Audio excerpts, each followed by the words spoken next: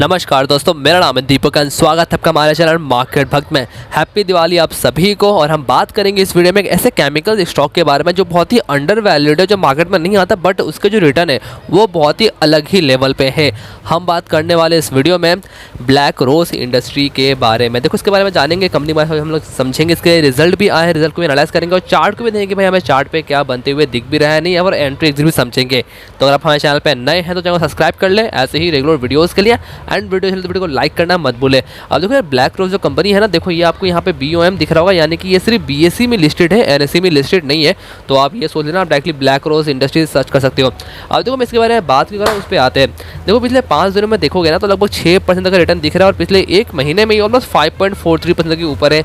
चलो थोड़ा और पीछे का देखते हैं, पिछले 6 महीने में देखो तो सिर्फ 17% का रिटर्न है। और ईयर टू डेट की बात करें तो 2021 में 60% का रिटर्न इसने दिया है, और एक साल की बात करूँ तो लगभग इसने ऑलमोस्ट 70% का रिटर्न यहाँ पे दिया है।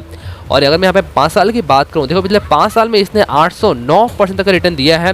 और अगर मैं यहाँ पे मैक्सिमम क्लिक करूँ तो देखो आपको मैक्सिमम यहाँ पे दिख रहा है, ऑलमोस्ट ये 1997 से लेके अभी तक स्टॉक 26,662% का रिटर्न दे चुका है। और ये आप मानोगे नहीं, 1997-98 में इसका भाव जो था वो ऑलमोस्ट 80 पैसे, 90 पैसे, 50 पैसे का शेयर था, जो आपको अभी 208 रुपये में दिख रहा है। यानी कि देखो ऑलरेडी एक मल्टीबैगर शेयर से साबित हो चुका है। प्लस इमीडिएट पोटेंशियल जो है ना, ये अभी भी है। स्टॉक ने लगातार पिछले 10 सालों में और 5 सालों की बात करूँ 40 से 50% के CAGR दिया है, जो बहुत ही तगड़े, यानी कि एक मल्टीबैगर बनने वाली स्टॉक के लिए बहुत ही तगड़े रिटर्न है। अब जो कंपनी का वेबसाइट पे आता है ना, आपको ये दिखेगा, देखो उसका नाम जो है ना ये बहुत ही यूनिक है, ब्लैक रोज, जो कि आपको पता है ब्लैक रोज बहुत ही कम मिलता है। तो देखो इसका अबाउट में क्या लिखा हुआ है, black rose is so rare. जी हाँ, it does not occur in nature, यानी कि नेचर में नहीं मिलता है। For us it is a symbol for all that we want to become, यानी कि देखो इनका जो गोल है वो कुछ इसी तरह से है। Black as a significant solid determination of the grey, ये कुछ वर्ड लिखा हुआ है। अब देखो कंपनी में अगर बात करें तो कंपनी यहाँ पे है, ये केमिकल डिस्ट्रीब्यूशन है division in the engage in the import, distribution and the export of the wide range of specialty and the performance chemicals. ठीक है, अब देखो the manufacturing division operate India first acrylamide manufacture plant. ये ना एक chemical की तरह है, एंड एज वेल द यहाँ पे कुछ केमिकल्स का नाम दिए हुए हैं। ये कंपनी इंडिया में पहली कंपनी है जो इसको मैन्युफैक्चर करती है। साथ ही देखो कंपनी जो है फुल्ली ऑन जो है, ये जापान के प्रमोटर है, यानी कि देखो इनका एसोसिएशन है जापान, सब्सिडरी है जापान के साथ। और भी आप देखोगे, देखो यहाँ पे और भी बहुत कुछ लिखा हुआ है कंपनी के बारे में। तो कंपनी देखो केमिकल सेक्टर की है, प्लस इनके जो क्लाइंट बेस है वो देखो आपको नीचे फ्लैश होते हुए दिख रहे होंगे। इनके क्लाइंट्स बहुत सारे हैं और कंपनी कंटिन्यूसली यहाँ पे अपनी ग्रोथ दिखाते चल रही है। और देखो कोई आपको डेफिनेटली न्यूज़ वगैरह में नहीं मिलेगा, बट कुछ ऐसी हिडन कंपनीज डेफिनेटली होती है। तो ऐसे अगर आपको मिस ना करो तो आप चैनल को सब्सक्राइब करना मत भूलना। देखो चलते हैं अब इसके हम लोग रिजल्ट पे। तो देखो यहाँ पे मैंने लगा के रखा है इसका क्वार्टरली रिजल्ट जून 2021 और सितंबर 2021 का। नेट सेल्स की बात करें तो नेट सेल्स में यहाँ पे क्वार्टरली बेसिस पे हमें 27% की ग्रोथ देखने को मिल रही है। ऑपरेटिंग प्रॉफिट की बात करें तो वहाँ पर भी लगभग हमें 19.87% की ग्रोथ देखने को मिल रही है। नेट प्रॉफिट की बात करें तो नेट प्रॉफिट में हमें यहाँ पे क्वार्टरली बेसिस पे 23.26% की जंप देखने को मिल रही है। 9.22 करोड़ का नेट प्रॉफिट इनका भी आया है सितंबर में। और ऑपरेटिंग प्रॉफिट मार्जिन की बात करें तो वो लगभग यहाँ पे हमें फ्लैट देखते हुए नजर आ रहे हैं 10.38% के आसपास। तो मैं कहूँगा जो रिजल्ट है ना ये क्वार्टरली वाले, ये कुछ ज़्यादा बड़े अच्छे नहीं है, बट हाँ एक सस्टेनेबल अच्छी है कि भाई यहाँ पे ग्रोथ भी हमें देखने को मिल रही है। चलो चलते हैं इसका हम यहाँ पे ईयरली पे। देखो अगर हम इसका ईयरली देखें ना तो देखो नेट सेल्स में हमें ईयरली बेसिस पे यहाँ पे 11.37% की ग्रोथ देखने को मिल रही है। ऑपरेटिंग प्रॉफिट की बात करें वहाँ पे भी हमें लगभग 41.67% की जंप देखने को मिल रही है।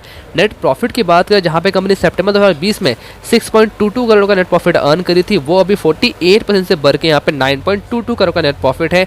और ऑपरेटिंग प्रॉफिट मार्जिन की बात करें तो साल दर साल यहाँ पे ऑलमोस्ट 2% की ग्रोथ है ईयरली के बेसिस पे 10.38% के साथ। देखो यार क्वार्टरली देखे और ईयरली देखे आपको रिजल्ट यहाँ पे एक बार में 100% 200% की रिटर्न नहीं देखने को मिलेगा, बट हाँ स्टॉक जो है सस्टेनेबल यहाँ पे हमें ग्रोथ दिखाते हुए मिल रहा है और कंटिन्यूसली ये हमें बनते हुए दिख रहा है। यानी कि हमें उम्मीद करते हैं कि स्टॉक हमें आगे भी एक पॉजिटिव रिजल्ट यहाँ पे दिखाते हुए मिले।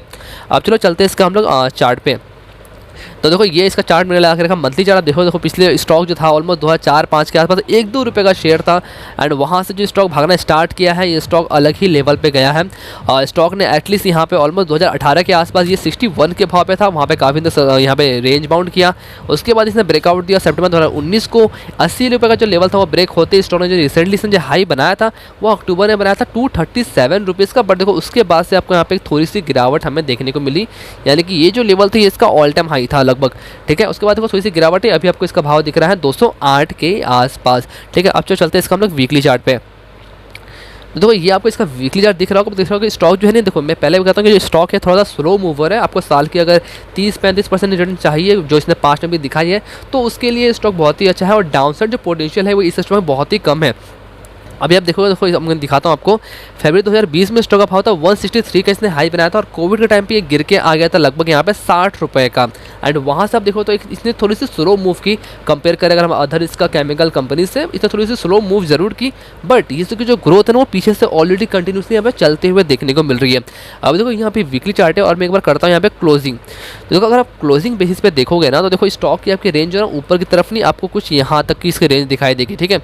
अब देखो यहाँ पे रेंज काफ़ी था, फिर ब्रेकआउट हुआ। अब देखो अभी जो यहाँ पे लेटेस्ट जो रेंज है वो आपकी बन के आ पा रही है क्लोजिंग बेसिस पे, ये वाली, ठीक है। मैं ऊपर वाली को भी हटा आता हूँ क्योंकि हम लोग ये क्लोजिंग बेसिस पे चेक करें, जो ज़्यादा मुझे लगता है पोटेंशियल क्लोजिंग बेसिस पे ही होता है।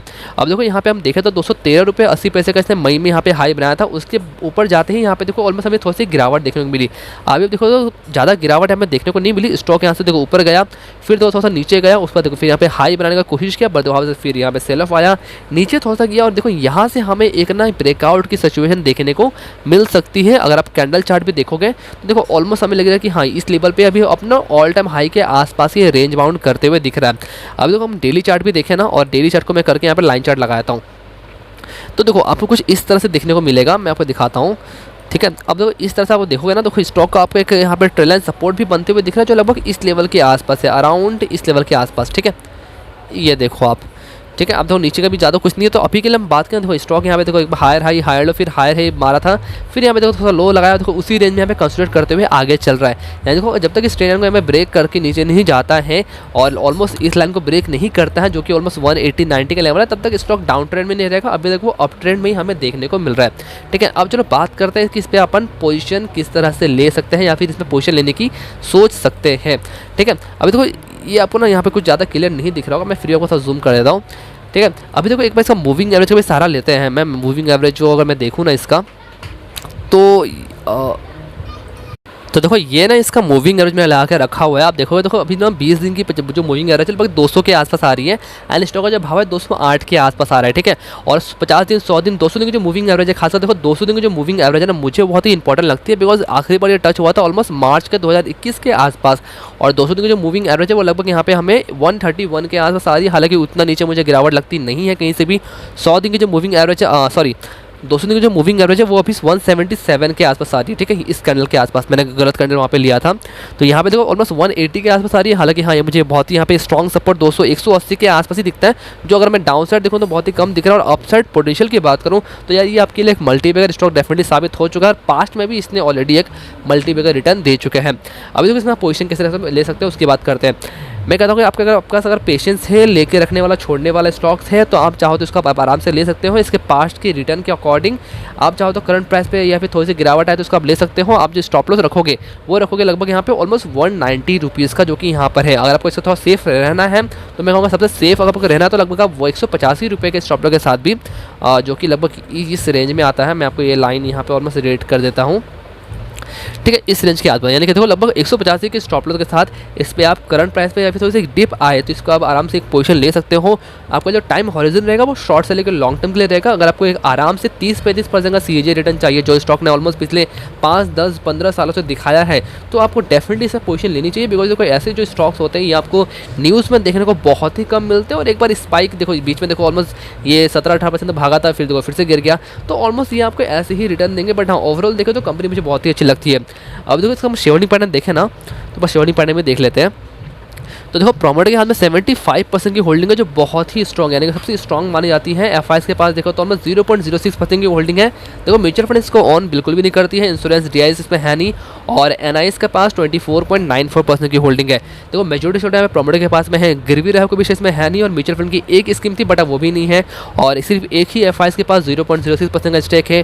Promoter with the highest holding की बात करो तो यहाँ पे वेट ग्रुप होल्डिंग लिमिटेड के पास है 56.47% के साथ, और हाईएस्ट शेयर होल्डिंग की बात करें तो यहाँ पे भनवलियाल पांडा के पास है 1.46% के साथ और इंडिविजुअल इन्वेस्टर होल्डिंग के पास 20.26% की होल्डिंग 28% की होल्डिंग है। ओवरऑल देखो शेयर होल्डिंग पैटर्न बहुत ही स्ट्रॉग है, प्रॉपर्टी के हाथ में अच्छी खासी यहाँ पे होल्डिंग पड़ी हुई है। तो देखो मुझे डाउनसाइड इस कंपनी में बहुत ही कम दिखता है और अब मैं अपसाइड पोटेंशियल की बात करूँ तो यार ये CAGR रिटर्न के लिए बहुत ही तगड़े हैं। 30 से 40% के CAGR के रिटर्न के लिए इसको आप आराम से एक लॉन्ग टर्म के लिए इसको आप अपने पोर्टफोलियो में ले सकते हो। बाकी देखो पैसा आपका है, जो डिसीजन लोगे आप वो भी आपका ही होगा। तो ये वीडियो पसंद है, वीडियो को लाइक करना मत भूलें, चैनल को सब्सक्राइब करना मत भूलें। ऐसे रेगुलर वीडियोस के लिए कमेंट में आपने व्यूज शेयर कर सकते हैं। मिलते हैं दूसरे वीडियो में, तब तक के लिए धन्यवाद।